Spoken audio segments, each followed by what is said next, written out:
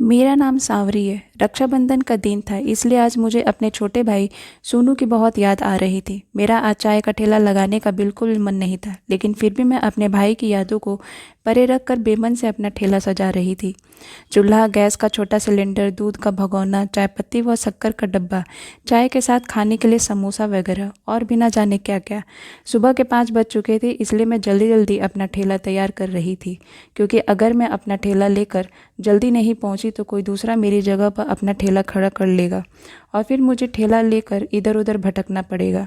दूसरी बड़ी वजह यह भी थी कि सुबह सुबह मेरी चाय की बिक्री अच्छी हो जाती थी, क्योंकि सुबह सुबह चौराहे पर काम पर जाने वाले मज़दूरों की अच्छी खासी भीड़ रहती थी और वहीं से लोगों को काम करवाने के लिए मज़दूर भी मिल जाते थे।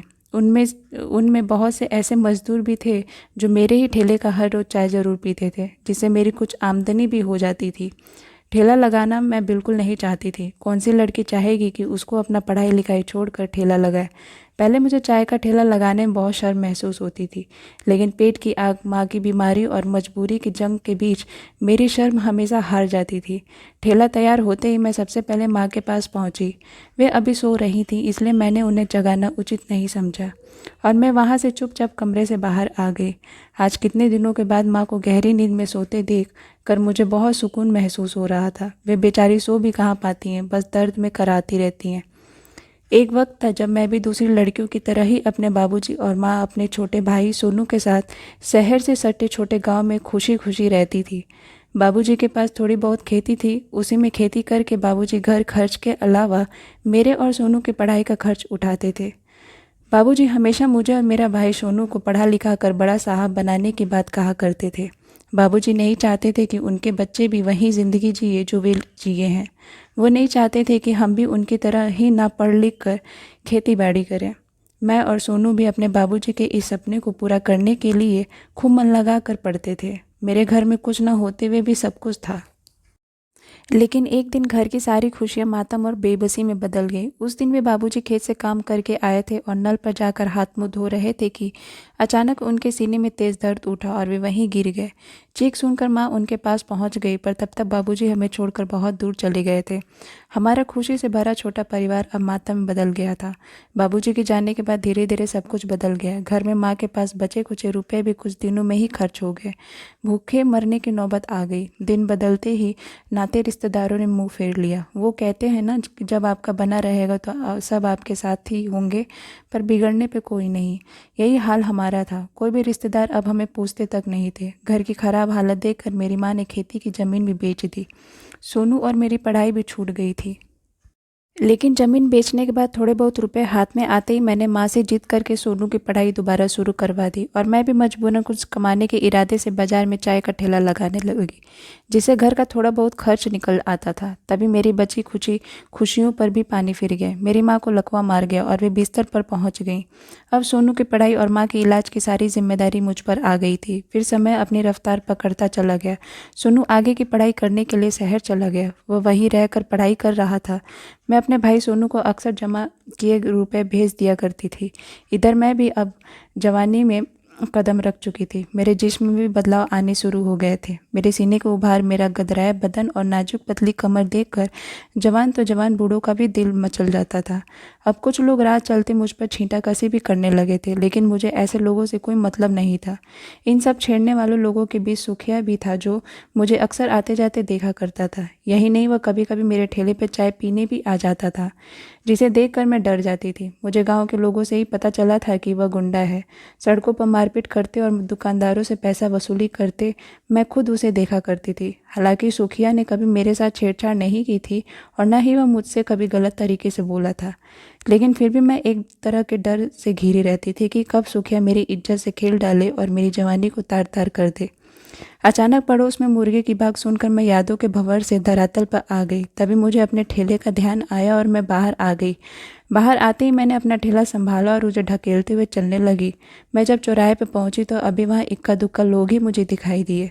मैंने ठेले को अपनी तय जगह पर खड़ा कर दिया और स्टूल को ठेले से उतार कर वहीं जमीन पर रख कर उस पर बैठ गई। सावरी, जरा एक चाय बना दे। तभी सेवक राम मेरे ठेले पर आकर बोला। मैंने एक नज़र सेवक राम को देखा। उसके कपड़ों को देखकर लगा कि वह आज मजदूरी करने नहीं जा रहा था। मैंने चूल्हा जलाकर चाय का भगोना उस पर रख दिया और उसमें दूध वगैरह डालकर चाय बनाने लगी। क्या बात है सेवकराम, आज कहाँ जाने की तैयारी है? मैंने सेवकराम से पूछा। कहीं नहीं, दीदी के यहाँ जा रहा हूँ। आज रक्षाबंधन है, इसी बहाने दीदी से भी मिल लूँगा और राखी भी बंधवा लूँगा। वैसे भी पिछले 2 साल से मैं अपनी दीदी से मिल भी नहीं पाया हूँ। सेवकराम कुछ खिंचते हुए बोला। यह सुनकर मैं कुछ न बोली। देखते ही देखते चाय बन चुकी थी। मैंने चाय गिलास में डालकर सेवकराम को दे दी और खुद स्टूल पर बैठ गई। सेवकराम ने मुझे सोनू की याद दिलाती थी और मेरा मन सोनू से मिलने को होने लगा था। मैंने गुल्लक से राखी निकालकर अपने हाथ में पकड़ ली। मुझे मालूम था कि आज फिर मेरी खरीदी हुई राखी सोनू की सुनी कलाई की शोभा नहीं बढ़ा पाएगी, क्योंकि सोनू शायद मुझे कब का भूल चुका था। आज भी सोनू के कड़वे शब्द मेरे कानों में गूंज रहे थे। अचानक एक बार फिर मैं यादों के भंवर में उलझ गई थी। मैं उस दिन जब मुझे पता लगा था कि सोनू पूरे 6 साल के बाद घर वापस आ रहा है। सोनू ने ही मुझे बताया था कि उसकी एक बड़ी कंपनी में नौकरी लग गई है, जहां वह मैनेजर है। यह सुनकर मुझे लगा था कि आज सोनू ने बाबूजी और उसके सपने को सच कर दिया और वह जिंदगी में कामयाबी की पहली सीढ़ी चढ़ गया है। मुझे अब लग रहा था कि मेरा छोटा भाई आते ही मेरे सारे दुख दूर कर देगा और मेरे से कहेगा, दीदी अब यह चाय बेचने का काम तुम नहीं करोगी, अब तुम्हारा और माँ का ख्याल मैं रखूँगा और तुम आराम करोगी। सोनू के घर आने की खबर मिलने की खुशी में मैंने अपना चाय का ठेला भी नहीं लगाया था उस दिन। उसके अगले दिन रक्षाबंधन का त्यौहार था, इसलिए मैं बाजार से एक अच्छी राखी भी खरीद ली थी, जो मैं अपने प्यारे भैया की कलाई पर बांधने वाली थी। दोपहर के तकरीबन 1 बजे सोनू घर आया। सोनू को देखकर अनायास ही मैं उससे लिपट कर रो पड़ी और मेरी सूख चुकी आंखों से धारा बह निकली। कितने सालों बाद हम भाई बहन मिल रहे थे। एक नज़र मैंने अपने भाई सोनू पर डाली। किसी बड़े साहब से कम नहीं लग रहा था। आखिर मन हल्का होने पर मैंने सोनू से हालचाल पूछा और फिर माँ के पास उसे बैठा कर मैं चाय पानी का इंतज़ाम करने लगी।